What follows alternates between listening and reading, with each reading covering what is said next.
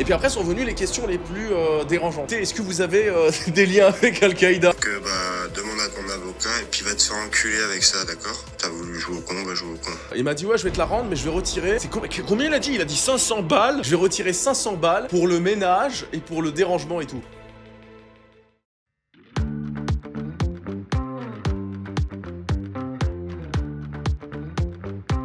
Bonsoir, bonsoir tout le monde. Il s'est passé plein de choses, hein. Il s'est passé énormément de choses. Je sais pas par où commencer, c'est compliqué. Alors attendez, déjà, on va parler voilà du voyage. Et après, je vous raconterai aussi le repère du CBD et toutes les dingueries qui me sont arrivées. Vraiment, c'était le mois de la poisse. En gros, je pars avec des amis, donc avec l'astorisateur, son meilleur ami et le graphiste Thomas. Donc on a tout réservé et tout à l'avance, Airbnb, tout ça, tout ça. Premier problème, je m'appelle Aziz Mohamed El Amin. Vous savez que les États-Unis sont très, surtout quand on s'approche du mois de septembre.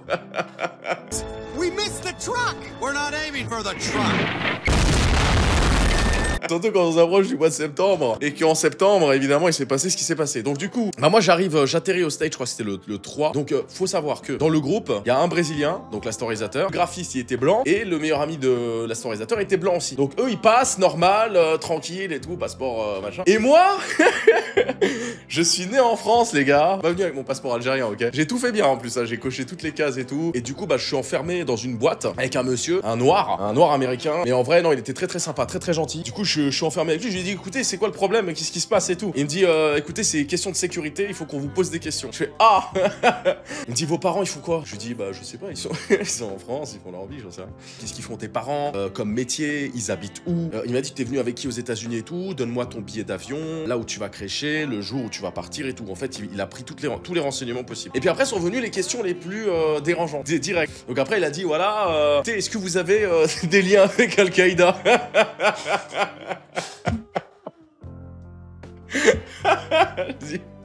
Quoi? Je vous assure que c'est vrai, la vie de ma mère c'est vrai. Il m'a demandé est-ce que vous avez des liens avec des cellules dormantes d'Al-Qaïda, avec la Corée du Nord. Il m'a demandé quoi? Il m'a demandé la Russie aussi, est-ce que vous avez des amis russes, est-ce que vous êtes déjà allé dans les pays de l'Est? Je dis non. Et après il m'a dit si je projetais de faire quelque chose sur le sol américain. Donc moi j'ai dit évidemment, je vais chercher mon bagage là, avec mon collègue, et je vais faire péter les 2 tours, hein, évidemment. Enfin la tour qui reste quoi, parce que c'est vrai qu'il y en a une en trop. En vrai ça s'est bien passé parce que je lui ai tout expliqué, je lui ai donné tous les renseignements, j'ai coopéré, voilà. Et je lui ai dit écoutez, moi je suis là pour les vacances et tout. Il m'a demandé ce que je faisais dans la vie, donc il a pris tous mes réseaux sociaux, il a vu toutes mes connes. Je suis passé, il m'a mis un tampon, il m'a serré la main, il m'a dit Welcome to United States of America. Ils étaient quand même très méchants, hein. Enfin ils étaient très virulents dans le sens où j'avais une pression, dans le sens où je devais sortir mon téléphone, je savais pas quand est-ce que le sortir. Il mettait sa main sur son arme et tout, il pensait que j'allais vraiment tout faire péter, genre. Il y a deux lectures de cette histoire-là. À la fois, d'un côté, on se dit, bon, il y a un après et avant septembre, c'est nécessaire pour la sécurité, donc je comprends. Après, il y a la deuxième lecture qui dit, putain, c'est des gros fachos, des gros racistes de merde. Moi, j'ai rien demandé. Pourquoi on m'assimile à ces Arabes qui cassent tout et qui brûlent tout? C'est ce que j'ai demandé, moi. C'est ce que j'ai fait, moi. On a rencontré une femme, le premier jour, on était 4, on s'est baladé un petit peu le soir à Brooklyn. Et là, il y avait une femme avec un gars et tout, ils se parlaient, hey, what's up, man? Et on a parlé avec eux pendant 1 heure et tout. La meuf elle nous a dit je vais vous faire à manger, vous venez de la France. Il y avait Easy où il allait se faire sucer par la Renoir. Elle le kiffait, je crois qu'elle kiffait les blancs. Puis ouais non franchement c'était cool, on a fait de très belles rencontres, c'était vraiment génial. Attendez parce que c'est pas fini. C'est pas fini les gars. Le repère du CBD, vous vous rappelez ou pas? Donc je fais une OP avec eux, je mets en avant leurs produits de merde et tout. Le mec a pété un câble. Alors moi j'ai rien contre ce monsieur, hein. J'ai absolument rien contre ce monsieur, moi je voulais juste être payé. En fait son papa il est tombé malade et après il m'a mis tous les maux de la planète sur moi, disant que j'avais pas fait mon travail, que les ventes étaient pas bien. Il m'a dit ouais je te paye, t'inquiète pas tout ça. Il m'a jamais payé et du coup il m'a envoyé des vocaux qui étaient pas très gentils. Et dernièrement il m'a envoyé un grand message. Du coup il m'a dit bonjour, depuis hier je suis confronté à des menaces de mort constantes. Les menaces visent ma fille de 2 ans, ma femme, mes parents et d'autres personnes proches. Heureusement grâce à ma sécurité élémentaire j'ai pu obtenir les adresses IP des individus qui se connectent et écrivent sur le site. Une plainte est actuellement en cours, incluant une compilation des messages et des adresses IP. Je tiens à te préciser qu'avoir une petite audience en ligne et qu'encourager la haine au sein d'une communauté peut aboutir à des conséquences pour la personne à l'origine de ces incitations, plus que pour les auteurs directs des messages. Réfléchis bien à tes actions. Alors, donc j'ai fait un premier mois, normal, où j'ai pris les commissions, et après, on avait dit, voilà, écoute, moi j'ai d'autres OP CBD et tout, mais moi ça m'arrange pas parce que les autres payaient plus. Donc, moi j'avais d'autres vues sur d'autres marques, mais le mec, je l'aimais bien. Je l'aimais vraiment bien. Je me suis dit, vas-y, nique sa mère, on s'en fout, tu vois, c'est qu'une OP, dopé ou quoi. Et je me suis dit, vas-y, viens, on continue ensemble, vu que les gens aiment bien tes produits. Moi, j'aime bien tes produits en plus, parce qu'ils m'ont envoyé des produits. Il dit, ça peut être bien. Il me dit, ok, bah vas-y, viens, on s'arrange sur 700. Du coup, il m'avait payé. Et le deuxième mois, il m'a pas payé du tout. Le deuxième mois, il a pété un câble. Écoute, mon papa, il va pas bien, je sais pas quoi. Moi, je lui ai dit, voilà, bonne continuation, bonne chance, bon courage par rapport à ça, je comprends. J'ai été vraiment bienveillant, hein. J'ai essayé d'être le plus gentil possible. Et j'ai pas été un connard, vraiment. J'ai pas été un connard du tout. Et je vois que bah, ça traîne. Un mois plus tard, j'attends, je envoie des messages, il me dit oui, je vais te payer, il me paye jamais. Mais au bout de un mois, bah, le mec a quasiment changé de personnalité et il m'a envoyé ce message. De quel contrat tu parles, de quel travail? Enfin, je suis pas au courant moi de cette prestation. Donc bah demande à ton avocat et puis va te faire enculer avec ça, d'accord? T'as voulu jouer au con, va jouer au con. Allez, bonne journée.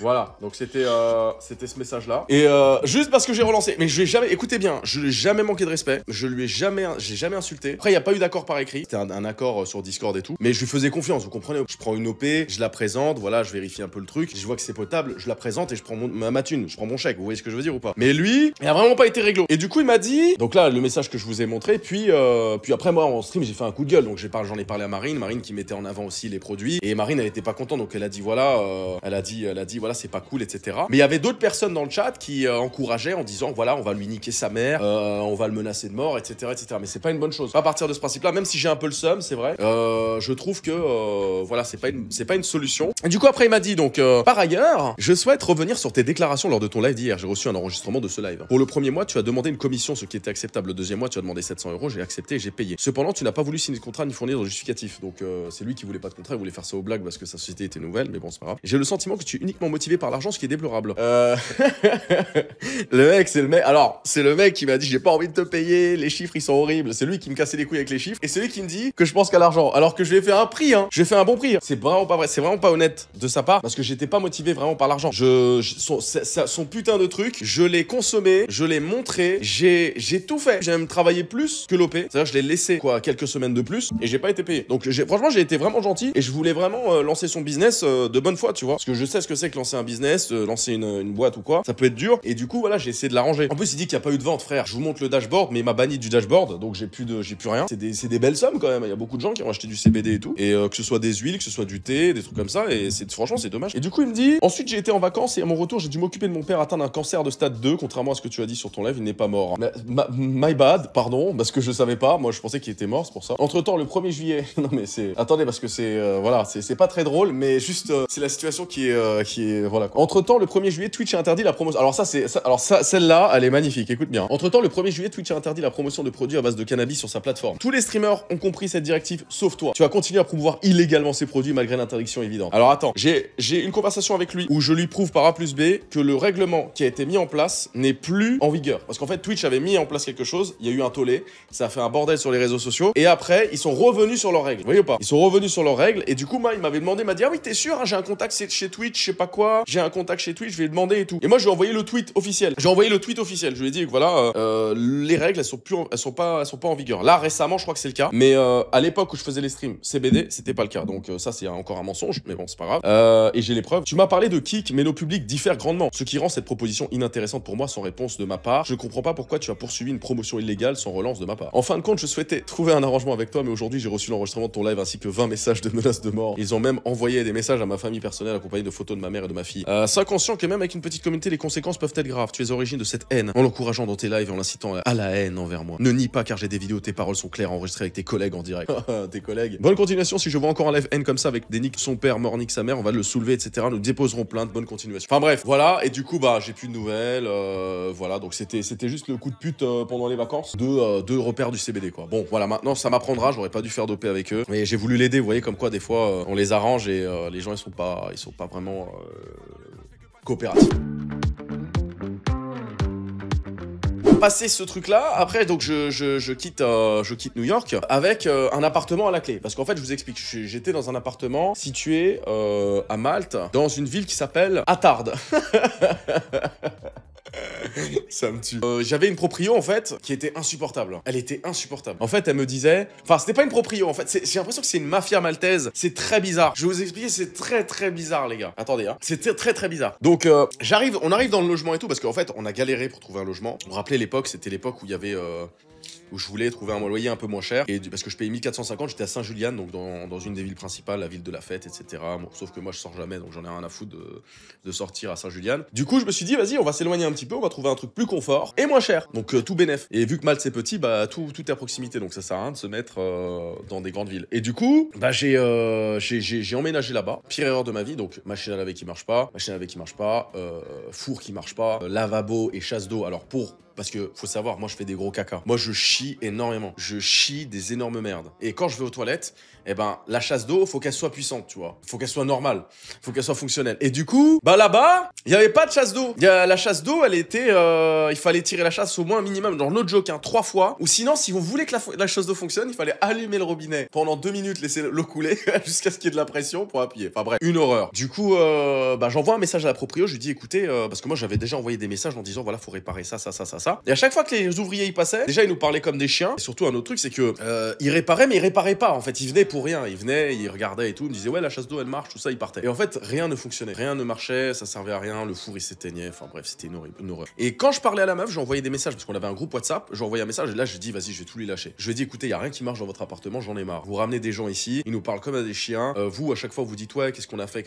À chaque fois qu'il y avait un truc en panne, c'était notre faute. Elle nous disait ouais, c'est vous, qu'est-ce que vous avez fait avec la machine à laver, qu'est-ce que vous avez fait avec le lave-linge, avec le four, qu'est-ce que vous avez fait, machin. Même le peintre, il est venu, je vous ai dit, il y a un peintre, il est venu à la maison, il a jamais peint correctement la maison et c'était notre faute aussi. C'est-à-dire qu'en fait, le mec, vraiment, il a peint les murs, demandez à Marine, il a peint les murs, il a peint le sol, il a foutu de la peinture partout, de la peinture grise partout. Et elle a dit que c'était notre faute, genre, comme si c'était notre faute, genre, ouais, it's not clean, je sais pas quoi. Ouais, mais ton mec, il vient, il peint les murs, c'est à lui de nettoyer, c'est pas à nous. C'est des fous. Et du coup, bah, je lui ai dit, écoute, madame, ça va pas se passer comme ça, j'en ai marre. Du coup, je lui raconte toutes mes vérités, j'ai dit, écoute, vous pourrez jamais vivre ici. Du coup, après, elle m'a dit, je suis blessée. I'm offended by your words. Elle était offensée, elle en pouvait plus, elle était à moitié. J'en peux plus. Et elle est partie, elle est partie donc sur WhatsApp dans un délire en mode ça va pas continuer, vous êtes pas bien là-bas, moi je suis pas bien avec vous aussi, j'aime pas vos messages, j'aime pas ce genre de messages. J'ai dit bah c'est très bien. Elle est venue à la maison. Et genre visage de marbre, tu vois, genre comme ça. Visage de marbre, elle a fait bon voilà, vous sortez le 15, elle m'a dit. Le 15 septembre, vous vous barrez, moi je vais partir en vacances, quand je reviens, vous êtes plus là. J'ai dit vous me rendez la caution, moi, madame.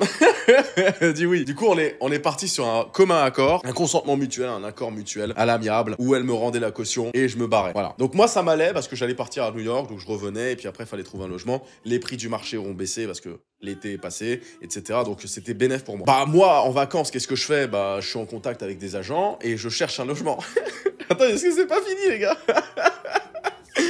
Je cherche un logement. Donc je vais sur Facebook Marketplace, je vais sur les sites et tout, je cherche un logement en même temps. Comme ça, quand j'arrive à Malte, je peux déménager direct, vous comprenez? Donc j'essaie d'avoir les bonnes affaires. Et là, je tombe sur un bel appartement.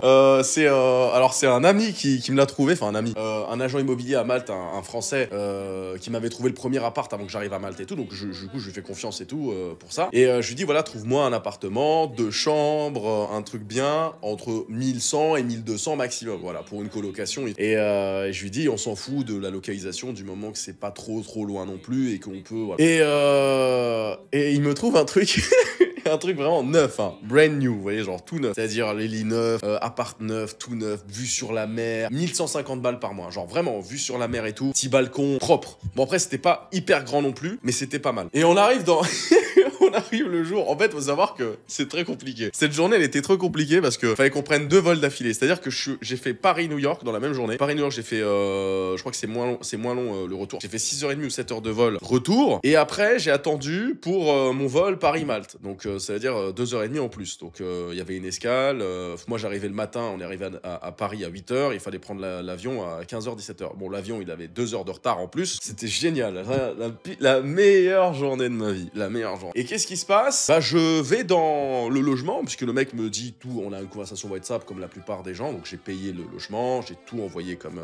j'ai envoyé toutes les thunes. Et l'appartement est à moi. Il m'a dit, voilà, vous venez quand vous arrivez. Vous m'envoyez un petit message. Moi, ma femme, elle va dormir. Moi, je reste un petit peu je reste un petit peu plus tard dans la nuit et tout, et je pourrais vous donner les clés quand vous venez. J'ai dit ok. Donc j'ai dit par contre on va avoir un peu de retard parce que l'avion il a eu un peu de retard, on va arriver vers 22h, 23h. Il m'a dit ouais bon ça va être un peu tard et tout, mais on va trouver une solution et tout. Je dis ok. J'arrive là-bas, donc avec les valises et tout, fracassé, pas pris de douche depuis le matin, 7 heures de vol, plus 2h30, plus les retards, plus les Bolt, les taxis, toutes ces conneries, enfin bref. Vous m'avez compris le voyage quoi. Fatigant, vraiment fatigant. On arrive dans le logement, il nous montre tout, voilà. Nous, on est contents, on se dit putain, machine à laver, il y a une salle en dehors et tout, machine à laver, tout ça. Genre, il y a un grand espace pour, vous savez, washing room, quoi.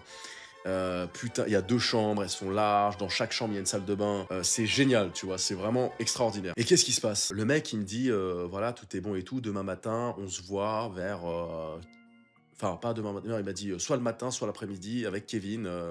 donc l'agent et tout, on se voit là-bas. J'ai dit ok. Mais à ce moment-là, il était un peu surpris. Il m'a dit comment ça se fait que vous êtes 2? Je lui ai dit comment ça 2? Il me dit moi je pensais que vous allez être tout seul dans l'appart. Il m'a dit dans le contrat il n'y a que votre nom. Je fais attendez c'est pas normal, il y a 2 chambres monsieur et 2. Et il m'a dit on m'a pas informé que l'immigré là, le brésilien il allait venir. Et j'ai dit ah ouais il vous a pas dit et tout. Et en fait je pense qu'il a fait ça pour baisser peut-être le prix du loyer. Je sais pas exactement. Il a fait il a trouvé un subterfuge l'agent pour que je sois tout seul sur le contrat. Mais en fait c'était con parce qu'on allait arriver à 2 en fait. Et il m'a dit normalement vous êtes pas 2 et tout. Alors qu'il a commencé à poser plein de questions à l'assistant réalisateur. Et donc il était normal, mais ça se voit que ça le faisait chier. Donc je me suis dit monsieur il y a 2 bedrooms, je vais pas dormir dans 2 chambres. Enfin je sais pas, celle-là je vais me faire baiser là-dedans et celle-là je vais dormir le soir. C'est comment tu vois? C'est con. Normal une coloc il y a 2 chambres. Et sinon j'aurais pris une chambre, j'aurais payé moins cher. Et il m'a dit non il y a pas de souci et tout. Il a fait comprendre que tout allait bien. Il m'a dit demain matin on en parle, il y a pas de problème et tout. Vous avez tout ce qu'il faut. En plus c'était très gentil hein. Corbeille de fruits parce qu'il savait qu'on allait arriver tard. Il y avait du blanc de poulet dans le frigo, des tranches de pain, de la boisson. Il y avait tout ce qu'il faut, tu vois. Il nous a vraiment mis bien. Donc nous on était contents, il y avait un pack d'eau et tout, vous vous rendez compte, c'était incroyable. Moi je me suis dit putain mais c'est le meilleur proprio de la planète. Putain c'est trop bien. Bonsoir Mathilde. Et du coup, bah, ce jour-là, figurez-vous que j'étais pas tout seul. Enfin, on n'était pas tout seul à Malte parce qu'en fait, il y avait Marine qui gardait le chat et il y avait aussi mon graphiste qui était là pour garder aussi le chat parce que Marine partait aussi à ce moment-là. Donc pour prendre le relais et Izzy, il était censé rester, mon graphiste était censé rester 1 semaine pour nous aider à déménager, etc. Et figurez-vous que 30 minutes, 1 heure plus tard, il y a Izzy qui vient et plus tard, il y a Marine, tu vois, pour visiter l'appartement, pour faire une crémaillère, quoi, normal, pour voir, voilà, vous êtes bien installé, tout ça, sachant qu'on s'est pas vu depuis longtemps et tout. Donc on était dans l'appartement et on parle pas, on n'a pas fait de fête, hein. On n'a pas fumé, il y a personne qui a bu, il y a pas eu de bruit, il y a rien eu, hein. Ok, il y a rien eu, hein.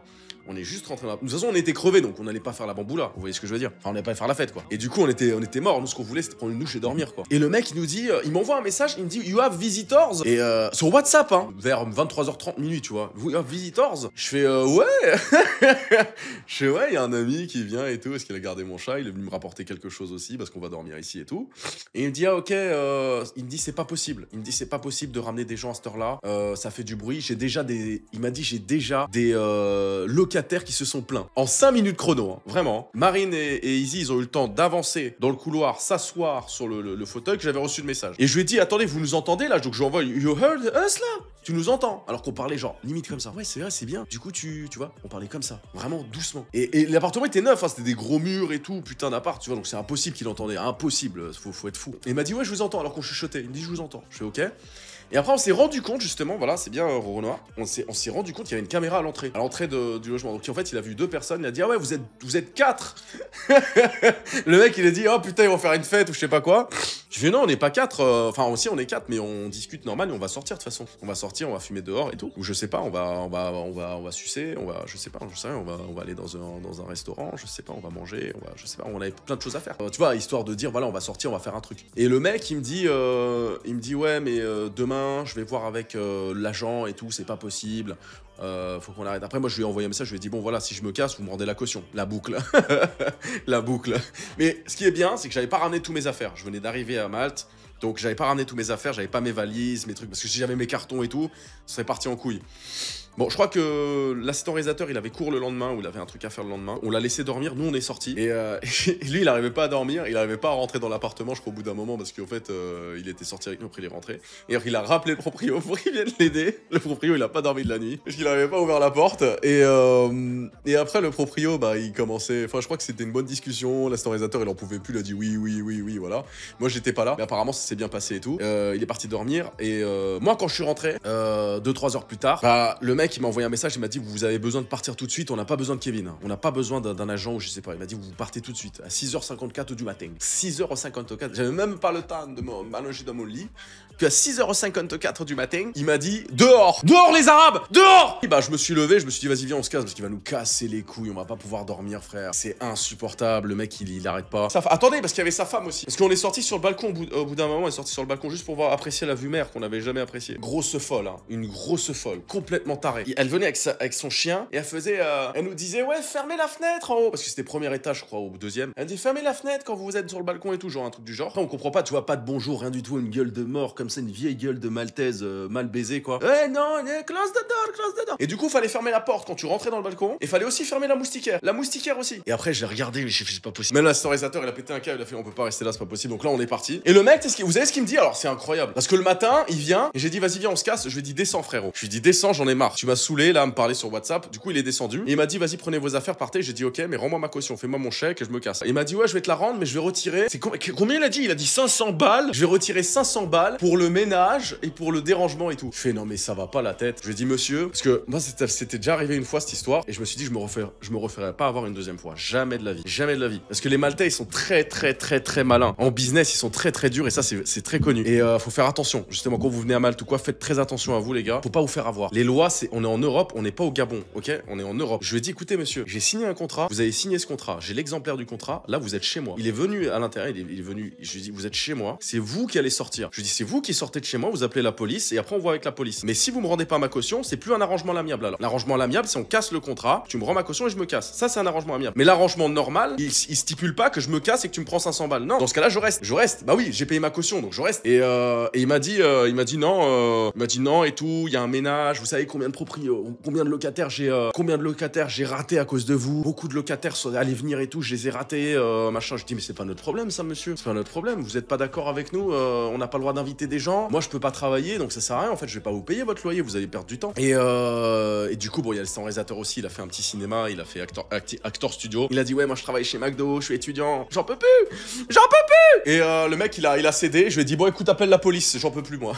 Moi, je voulais pas partir parce que si j'allais sortir du logement, je sortais, c'était fini. Je perdais ma caution. Donc moi, je sortais pas. J'ai dit non, je reste là. Tu me rends ma caution et voilà. Après, il a fait bon, ok, d'accord. Il a fait mon chèque et il m'a dit tu vas à une banque, tu vas pouvoir l'encaisser et tout. Moi, j'avais un petit peu de doute aussi. Je me suis dit bon, voilà. Mais au moins, j'ai le chèque, j'ai la preuve, comme quoi, voilà, il me devait tant d'argent et voilà. Après, on est parti. 24 à 48 heures plus tard, il me renvoie un message par l'intermédiaire de l'agent et il me dit ouais, vous avez volé des trucs. Vous avez volé une serviette, un oreiller ou je sais pas ce qu'il raconte, frère. J'ai dit non mais attends, mais ça va pas. Et du coup après, il y a l'agent, il me fait un pavé à lui écrire. Parce que moi j'avais pas la tête à ça, je devais chercher un autre logement. Vous voyez, j'étais dans le truc, il y avait Easy à la maison. C'était vraiment dans une période très compliquée. Donc je devais tout faire, je devais tout arranger. Je suis arrivé, je suis revenu de vacances, j'avais plein de trucs à faire, c'était pas possible. Et du coup, j'ai cherché le logement en même temps et je reçois un message en mode vous avez volé des trucs. Moi je copie-colle le message de l'agent qui m'a envoyé, il m'a dit envoie-lui ça par mail, il va fermer sa gueule. Donc j'ai fait. Puis après le mec il a envoyé un message genre 30 minutes plus tard, il a fait ah c'est bon, je les ai retrouvés. J'ai tout retrouvé. Le chèque, j'ai pas fait opposition dessus, il est encaissable. Je l'ai toujours pas encaissé. Après ça, bah j'ai plus de nouvelles de ce connard, mais je sais pas qui va habiter dans ce putain de logement. Vraiment, je me demande qui va habiter là-bas. Comment c'est possible? Qui va vraiment subir le fait de tu peux inviter personne, tu chuchotes, on t'entend, enfin je comprends pas. Donc voilà, donc je suis parti de là-bas et après j'ai trouvé un petit coup de cœur les gars. Et franchement, c'est un mal pour un bien parce que ce que j'avais dit à l'assistant réalisateur, parce que lui il était pas bien et tout, je lui ai dit écoute, t'inquiète pas, ok, il y avait une vue sur la mer, c'était neuf et tout, c'était bien, on sentait bien là-dedans, mais tu verras, on va trouver mieux. Et au final, on a trouvé mieux. J'ai trouvé une petite annonce sur Facebook Marketplace, les gars. Ok, c'était un petit chouille plus cher, mais pareil, hein, petite vue à côté de la capitale, petite vue sur la mer, sur un port et tout bien, terrasse, 3 étages, 2 chambres, grand salon, jacuzzi, vraiment barbecue en haut, vraiment tout équipé. Les proprios, c'est des amours, c'est un petit couple qui vivait ici, ils ont un gosse, aucun problème avec eux jusqu'à présent. L'agent très correct aussi, vraiment tout propre. Donc j'ai signé tout dans l'ensemble des règles. L'appartement il est enregistré enregistré, j'ai reçu les mails et tout, gouvernement maltais. Donc vous voyez, faut faire très attention quand vous prenez des logements et tout, surtout des véreux, parce que les Maltais, c'est vraiment... En fait, au début, je pensais pas que c'était comme ça, mais c'est vraiment des Arabes. Moi, parce que je les connais, je connais les Arabes, je suis un Arabe, donc je connais les Arabes, mais c'est vraiment des Arabes. Voilà, faut le dire. C'est le bled, c'est des blédards. Ils sont là, ils en ont rien à foutre de la loi, mon frère. Le mec, il te dit, ouais, bah t'es resté là, hop, 500 euros. Et tu sors d'où les 500 euros, mon frère? D'où ils sortent? D'où t'as calculé 500 euros pour j'ai mangé une pomme et on a défait 2 lits. D'où 500 euros? Tu les sors d'où, frère? Et que des trucs comme ça. La dernière fois, c'était pareil avec, vous savez, Oren, là, le juif, là, l'agent immobilier juif qui venait d'Israël. Donc vous voyez, maintenant, faut pas se laisser faire. Quand vous signez un contrat, si le mec, il est pas d'accord avec ce que vous faites dans l'appartement, et ben dans ce cas-là, qu'il fasse un recours en justice. Qu'il aille devant les tribunaux et après, ils vous font expulser. Mais jamais, ne partez pas de l'appart, en fait. Faut pas se faire la victime, partir, parce que je sais, on aime le compromis, mais moi, j'aime le compromis en mode, vas-y, je m'en fous, je préfère vraiment perdre de l'argent et être tranquille plutôt que de payer, enfin, comment dire, de pas payer, me dire, vas-y, je vais rester dans un enfer, quoi. Donc, j'aime le compromis. Mais ces gens-là sont vraiment impitoyables. Faites attention à vous. Donc, voilà. Mais, j'ai trouvé un bon truc dans un bon endroit, je suis content. Voilà. Donc, c'était les petites histoires.